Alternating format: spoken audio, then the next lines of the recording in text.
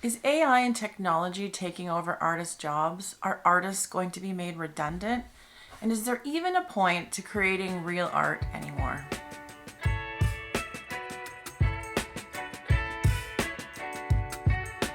Hi, if you're new here, my name's Michelle, and I'm on a journey to becoming a full-time artist, and I'm sharing everything that I'm learning with you along the way. So I've been thinking about this for a long time now. It's been coming up a lot. If you're online at all, you've been hearing about AI and the challenges that artists face.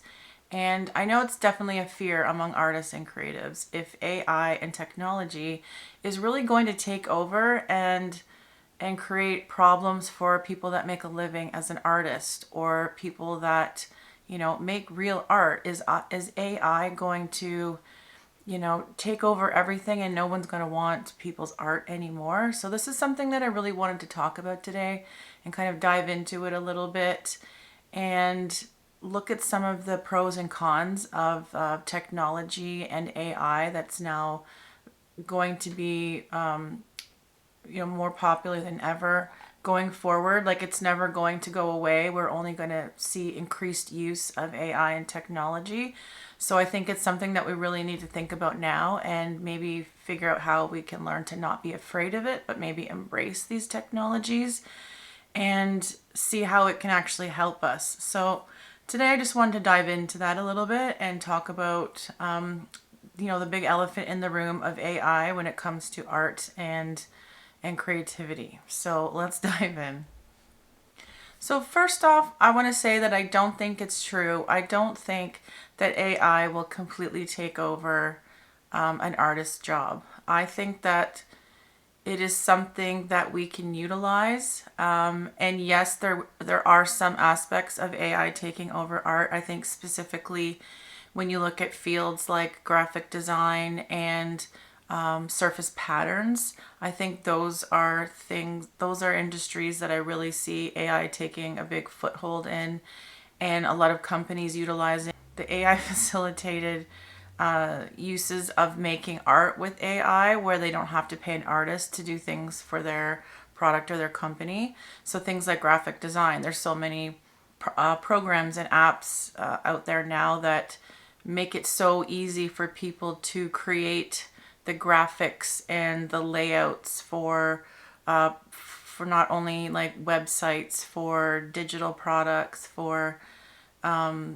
printed media, whatever it is that you need. There's so many things that can help you now create really good graphic design, and you don't need necessarily a trained graphic designer to do it. It makes it really easy with like drag and drop and plug in and just templates and things like that. So I do see things like graphic design, and I'm not saying there's not a need for graphic designers anymore, because I still think you need to have people that know the whole concept of what makes good graphic design in some areas where they know how to use it correctly and things that will really help businesses in the end that AI just can't reproduce. And also, these graphic designers can also use the technology to make even better work than they could before. So I don't think it's completely taken over. I still think you need that human touch in graphic design, but I think the everyday person and small business person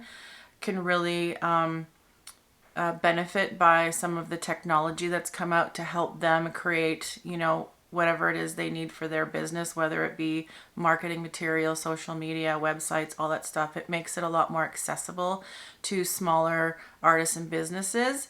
And I do think there is still there's still always be a need for actual graphic designers, I think, at the higher levels or within bigger corporations to lead those areas of design.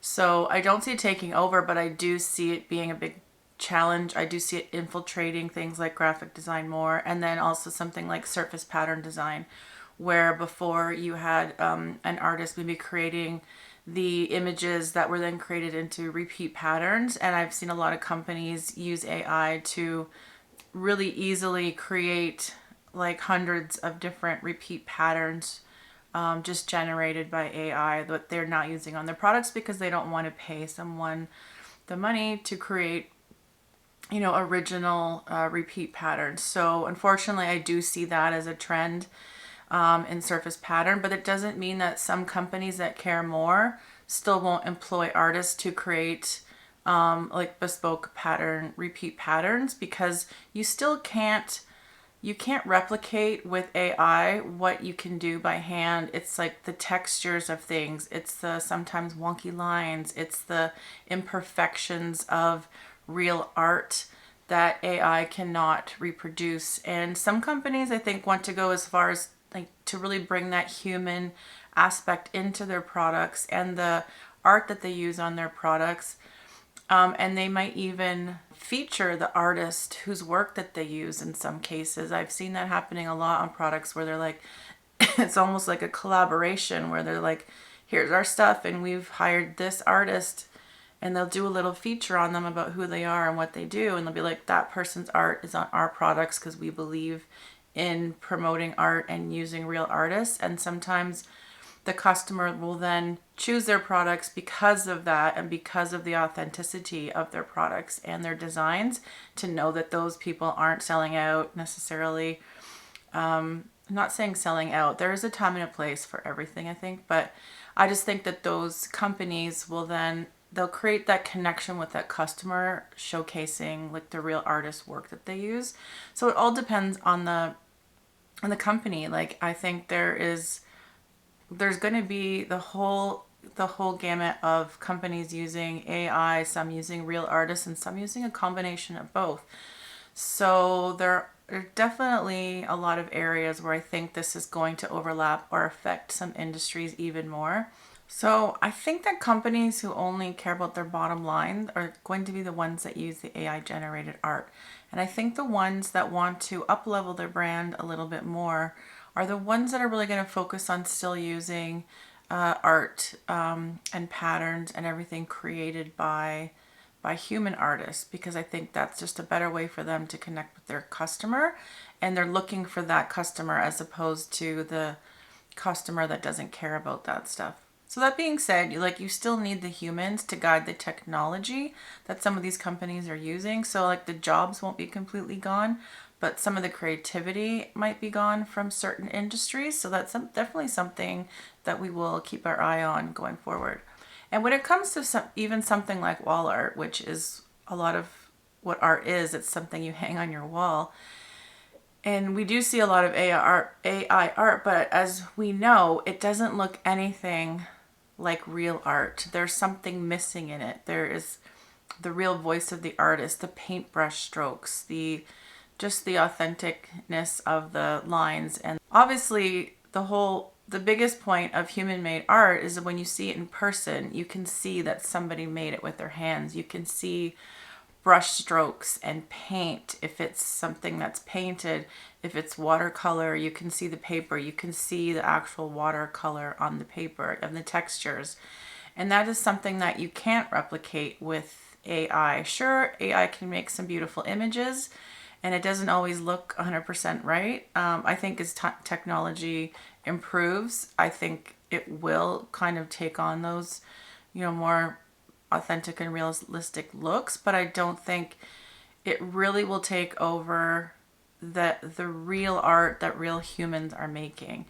And that makes me think that real artists, real art, handmade art will become more valuable, because the physical piece of art, like originals, maybe even prints, but for sure originals, I think will become more valuable and more sought after, because it's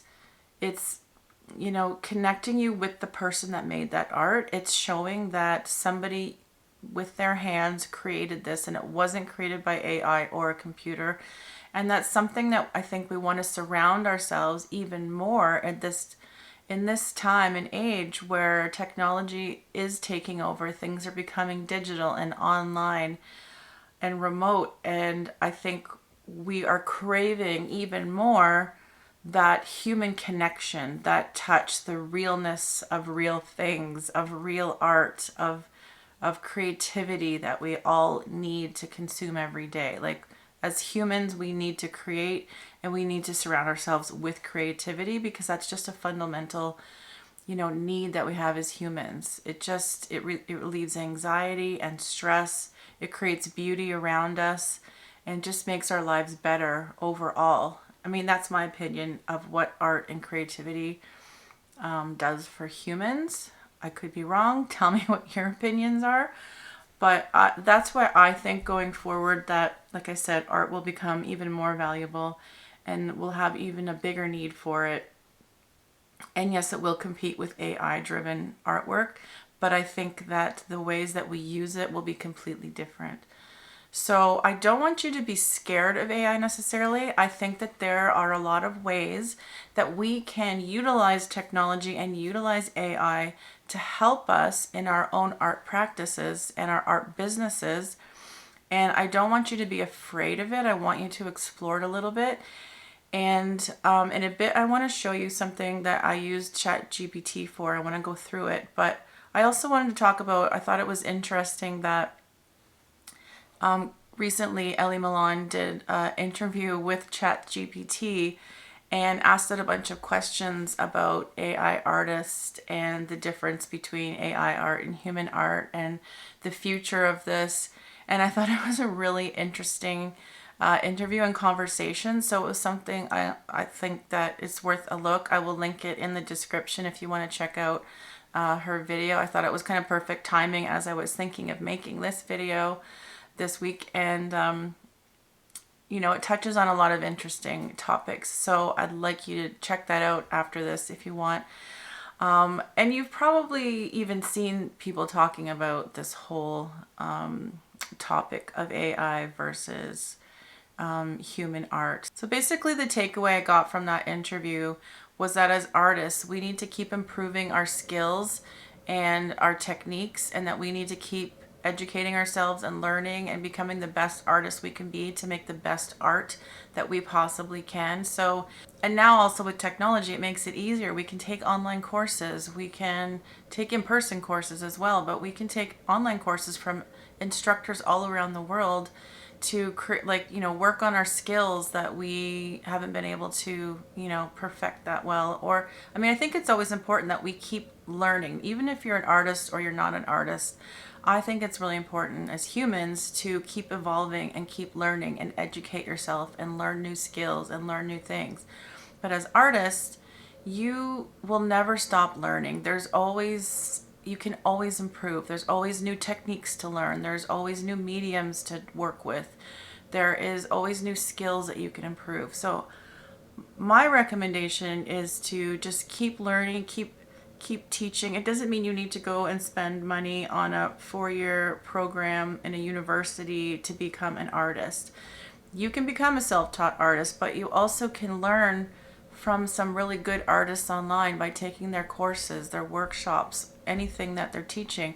Free videos on YouTube. There's so much free access to training in art in every aspect you can imagine on YouTube. This platform that I love so much is such a great way for people that are just starting out to get free access to learn techniques, to learn about using different mediums, to learn so many things about art.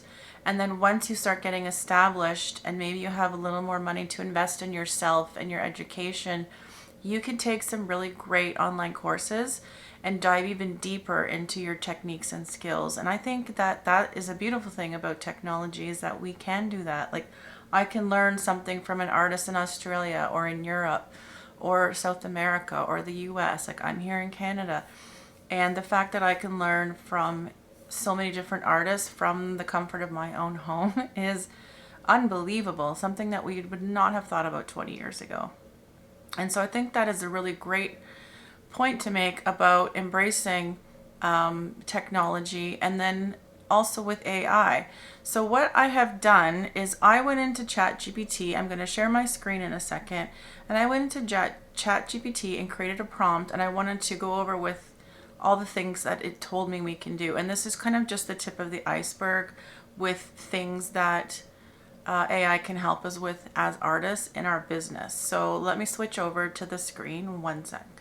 Okay, so here's a little look into what ChatGPT, or as my friends and I like to refer to it as Chad, So here's what Chad had to say about our theme today. So I put in the prompt, how can artists use digital technology and AI to help them with their business while still creating their art by hand? So that was the prompt, because I wanted to know, like, how can we work together with AI to, help us instead of it taking over. So Chad said that that's a great question. Balancing the handmade authenticity of a traditional art with efficiency and reach of digital technology and AI is absolutely possible. And a lot of artists are already doing it in smart, creative ways. And here's a breakdown of how artists can use these tools without compromising the integrity of their handmade work. And I think that's the key here, is using it without compromising the integrity of their handmade work. So how can we use it in addition to what we're already doing? So I love how it's broken it down into sections, and it's even started using emojis, which is funny. So Chad says that number one is showcasing and selling your art. So digital portfolios and websites, platforms like Squarespace, Wix, or even Instagram give artists a visual portfolio that's always accessible. Now, I know that this is something really basic, that this is like, if anything, this is what you're using technology for. And platforms like Squarespace and Wix and other website creators now are using AI to make it so fast for someone to create a website, which literally just a click of a button, you put in a couple prompts or things about your brand or your business, and it will actually create the whole website for you. And so that is how AI is making things easier for you. Stuff that would have been very unattainable to most people before, where like, I have no idea how to create a website, I don't know how to do any of that stuff. You don't have to know it anymore. You can just click a button and actually AI will help you on those platforms to do those things. So I think that's really important. So this is a basic thing for your digital portfolio or your website. That's just kind of the number one thing I think that you'll be using AI and digital technology for. Online stores, Etsy, Shopify, or even a direct site integration to let you sell original pieces, prints, and merch and commissions. So that again is a very basic thing that we should all be using as artists to sell our work. Like, we need to have a place where people can find us, where we can sell what we're making. And so definitely you can't really, or it's hard to run a business these days without having any online presence. It's not impossible. If you just want to sell to your local area, 100% you can do that. But you are missing out on a bigger audience. And I'm not saying it's not possible, but these are our options right now. So AI enhanced product previews. So AI tools can stimulate how art looks in different spaces. Example, hanging on a wall, printed on clothing, helping customers visualize. So this is referring to things like mock-ups, which we use for selling our art. We use it for putting our art on products. Anything that you're selling, you have probably used some kind of mock-up to show your customers how that item will look either in their home or on a product or anything like that. So AI is great for that stuff. I think that is a great tool to be using. And then we go to number two, brainstorming and concept development. So AI as sketching buddy. Tools like Midjourney, DALL-E, and Adobe Firefly can help brainstorm color palettes, compositions, or ideas, almost like having a digital mood board. And I haven't tried any of these, but I've heard that they're very interesting, and I think it's something I might try in the future. To help you. Sometimes the problem that you have is trying to create the ideas in your mind of what you want to do, but maybe you need to work on the color palette and you need to work on the composition of it. And instead of just, going right into it and then hating it and having to start all over again, you can create different versions of what you're thinking to see how it's going to look visually before you even make it. And then when you figure out the right pieces or the right way you want it, you like the right composition of something, or you figure out the right color palette, then you can go into doing the work knowing confidently that it's going to turn out a lot more how you're visualizing it in the first place. So prompt-based ideation, you can describe a scene or feeling, and AI can generate reference material for you to reinterpret in your own style by hand. So again, that's kind of like what I was just saying, where it can, maybe you have a concept of, say I want to draw a quaint European village with people gathered in the streets in a celebration. I'm not in Europe taking photographs of this actual thing happening. Like, I wouldn't even know where to go to take my own reference photo of that. And even if I found something on a website that offers stock photography, would I find the right reference photo for what's in my mind? I might not. So in that case, you might be able to put the prompt in, you might be able to find something that's more in line with what you have in your mind, a place for you to start from in order to start that piece of artwork that you have in your mind. I mean, that's just a random idea. I mean, you could have, like, I don't know, maybe you're drawing a cow on a platform in the middle of a field. I guess that's not too far stretched, but I mean, just take like anything that you could think of that you don't actually have a picture of. Like, I do like to use some of my own reference photos, but I mean, here living where I am, I don't have access to all of the images and all of the things, the animals, the people, the places that I would like to draw in my art or paint in my art. So using something like AI to create those kind of, initial images to kind of give you like a composition and just a reference to look at without using someone else's reference per se. And I know there's a whole argument about AI using other people's art and references in order to create those images. Yes, that's possibly true, but you're also not copying it as, a realistic portrayal of what you're doing. You're using it as a reference and you're making it in your own style, and you're not going to make it exact. You're just using it as a loose idea, maybe it's a gesture of a person, how they're standing, or a place they're standing in that you need. I just think that there's a lot of ways that you can utilize these prompt-based ideas to help create the base of the piece that you want to create. So it's something to look into. Everyone's going to have their own opinion on it, but here's what Chad's telling us. So number 3, documentation and content creation. So process videos using AI. Tools like Runway ML can edit or enhance time-lapse videos of you working, great for social media. I have not heard of Runway ML, but it's something I can investigate. But I know that when I create anything on Procreate, you automatically can get a time-lapse video of what you're creating through the whole process, which is kind of fun. That's something I have shared on social media before. Just kind of fun for people to look at. Caption generation and social media. So AI tools like ChatGPT, winky face, that's pretty funny. He has a sense of humor. Can help you write engaging captions, bios, or even newsletters that sound like you. And I think this is great because there's a lot of us that are artists that we're not writers. We don't know what to say, and sometimes that is one of the biggest barriers of putting things out there on social media or writing our own bios. Okay, sorry, somebody was at my door, which never happens.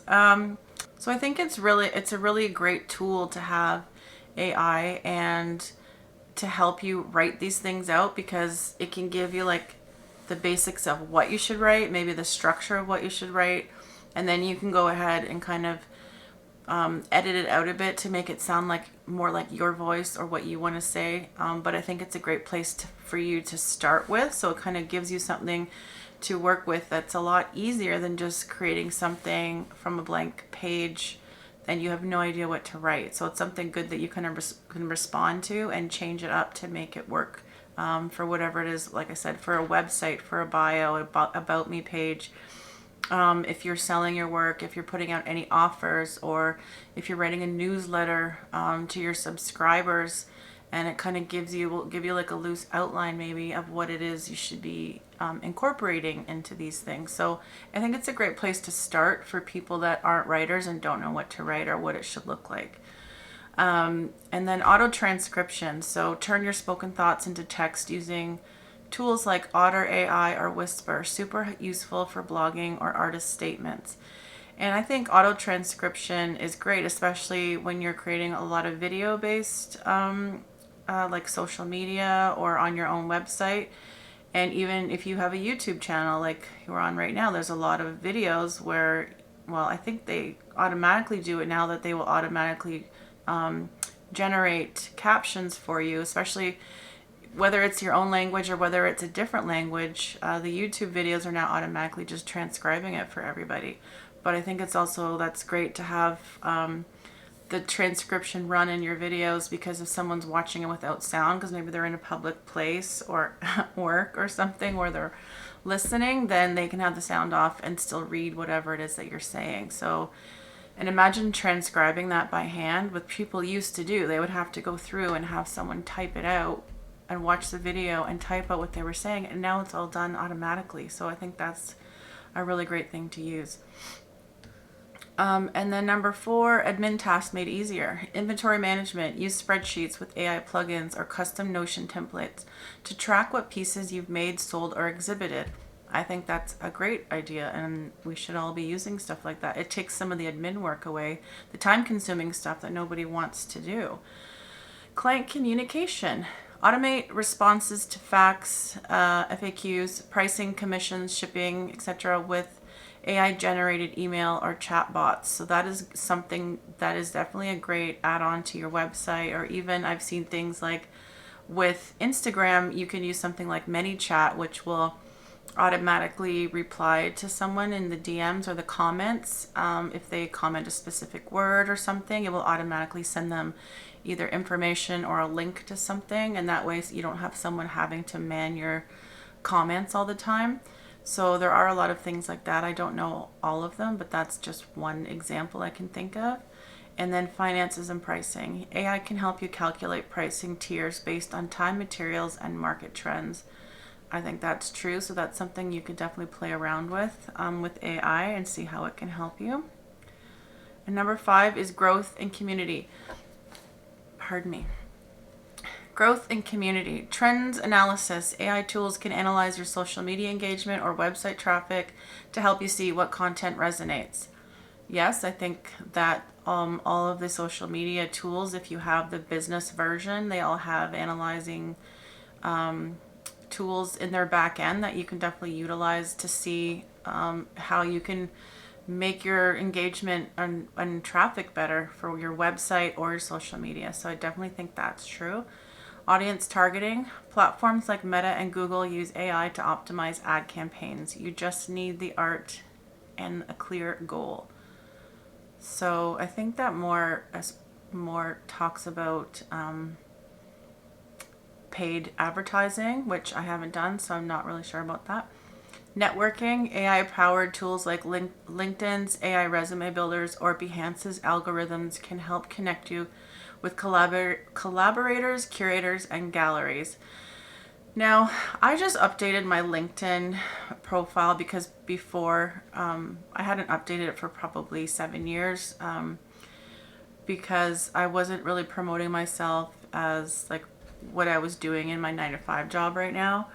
But I just updated it with kind of my art and saying that I'm now an artist. And I don't know, I haven't really done anything with LinkedIn. Like I don't go in there to like network or anything per se, but I think it could be, and I've heard that it's a good place where maybe you can connect with, you know, galleries, curators, people, maybe people looking for your art if you're going to be posting that. It's not a platform that I really use or go into very much, so I'm not really familiar with if it's really a good place for artists to be on, but I have heard that it is, so that's something that I might investigate down the road. If you have any experience with that, maybe you can post it in the comments so that the rest of us can find out, but that's not something I can really speak to as well as using LinkedIn. But if Chad says that it's good, then maybe there's something there. And then keeping it handmade. At the end of the day, the key is using AI and tech around your creative process, not in place of it. You can still paint, sculpt, draw, or weave anything by hand. Just let tech handle the boring or repetitive parts so you can focus more on the art. And that was all that Chad had to say about that. A lot of really good points and tips, and I think you could definitely go into this even deeper if you wanted to at home. Use the same prompt. It's at the top here.